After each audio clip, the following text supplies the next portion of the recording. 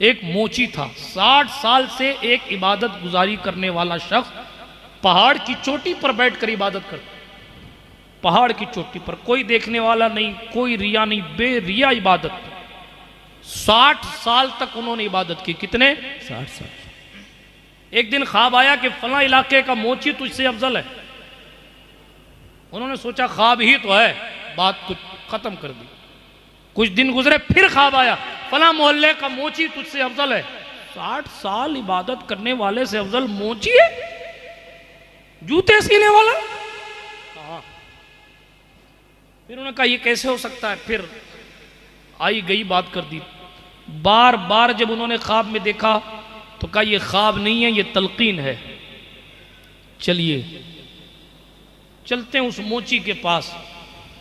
वो अल्लाह का वली, वो अल्लाह वाला पहाड़ से उतरा उस मोची की जियारत की नीयत लेकर।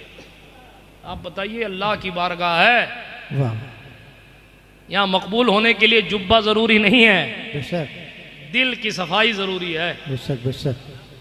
कोई जुब्बे वाला ये नहीं समझ सकता कि मैं ही बहुत मकबूल हूं, ये पैंट वाला मकबूल है। नहीं, किसके दिल में क्या है वो अल्लाह ही जाने। लेकिन हाँ, शरीयत जाहिर का फतवा देती है और मुफ्ती हमेशा हुक्म वही लगाएगा जो दिखता है। बड़े एहतियात से बोल रहा हूं, तेजी के साथ बात, वाकया पूरा करो। वो साहब उतरे, अल्लाह वाले, तलाश किया, उस मोची के पास गए। बेचारा अपना जूता सी रहा था बैठ के, जूता सी रहा। अस्सलाम वालेकुम। मोची खड़ा हो गया। हुजूर आप तशरीफ लाए? दस्तबोसी की, झुक के एहतराम किया। सरकार आप कैसे तशरीफ ले? उनकी इबादत का गलगला था, उनके वकार का जो है वो शोहरा था। हुजूर आप कैसे आ गए? तो मैं एक बात कहूँ? का बोलिए? का मैंने ख्वाब देखा है, मुझे कहा गया कि तू मुझसे अफजल है। हम होते तो कल से जुब्बा और बढ़िया प्रेस करवाना, इसलिए कि इस वक्त का सबसे मुत्तकी मैं हूं। अब बिल्कुल ड्रेस शानदार होगी, क्योंकि अब तो सनद मिल गई कि मैं। मगर मंजिले इश्क में तस्लीम और रजा मुश्किल है, जिनके रुतबे हैं सिवा उनको सिवा मुश्किल है। का हुजूर कहां मैं, कहां आप? सरकार मेरी क्या औकात है? मैं ये सब नहीं सुनना चाहता कि तू कैसे अफजल है। मैं सिर्फ इतना पूछना चाहता हूं, अपने अमल के बारे में बता। अमल क्या करता है ये बता। तो हिचकिचाहट महसूस की। का हुजूर कुछ अमल नहीं करता, मैं तो जूते सीता हूं, हलाल कमाता हूं, लेकिन हराम की तरफ नहीं देखता। जिंदाबाद। हलाल कमाता हूं, हराम की तरफ नहीं देखता। थोड़ा कमाता हूं जूता सी के, लेकिन ज्यादा की ख्वाहिश नहीं करता। और जितना कमाता हूं इन जूतों को सीकर, उसमें से भी आधा सदका कर देता हूं, आधा बीवी बच्चों पर खर्चा कर। सुभान अल्लाह। आधा सदका कर देता हूं, आधा मस्जिद में नहीं लगा रहा हूं, दारुल नहीं बना रहा हूं, बीवी बच्चों पर खर्चा कर दे रहा हूं। पहले बीवी बच्चों का हक है।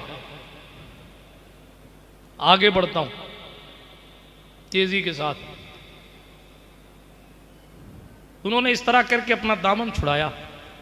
कहा एक बात और है सरकार का, क्या मैं रोजे कसरत से रखता हूं, बहुत रोजे रखता हूं, बाकी तो और कुछ नहीं अपने पास। वो मुतमईन होके चले गए। कुछ दिन गुजरे ना तो फिर ख्वाब आया। का उसने असली वजह तो तुझे बताई नहीं। फिर पता कर कि अफजल कैसे हुआ। रोजे तो 60 साल में तूने भी रखे, रोजे तो 60 साल में नमाजें तो तुमने भी पढ़ी, फिर माजरा क्या है? उन्होंने पूछा क्या पूछूं? का ये पूछ कि तेरा चेहरा पीला क्यों पड़ा रहता है? अल्लाह। तेरा चेहरा जर्द क्यों पड़ा रहता है? तेरे चेहरे पर डर के असरात क्यों मुरतब रहते हैं? फिर उतरे वो पहाड़ से, फिर पहुंचे मोची के पास। मोची ने फिर खड़े होकर एहतराम किया, हाथ चूम के इस्तकबाल किया। हुजूर हुक्म फरमाए। का ये बता तेरा चेहरा जर्द क्यों पड़ा रहता है? वो समझ गया कि आगे से ऑर्डर है, इसको बताना ही पड़ेगा। अब वही सुन लीजिए, बात खत्म। उसने कहा जो भी मुझसे मिलता है, जरा सा तवज्जो से सुन लीजिए, जो भी मुझसे मिलता है मैं मिलते वक्त ये सोचता हूं ये बड़ा नेक है और मैं बड़ा गुनहगार हूं। जिंदाबाद हुआ, सुभान अल्लाह। एक बात, बहुत मैं इस कंडीशन तक जाता हूं कि मैं सोचता हूं ये जन्नती है और शायद मैं जहन्नमी। अल्लाह। यहां तक के मुझे खुदा का डर, जहन्नम का डर सताता है। इसी फिक्र में मेरा चेहरा पीला पड़ा रहता है। वाह।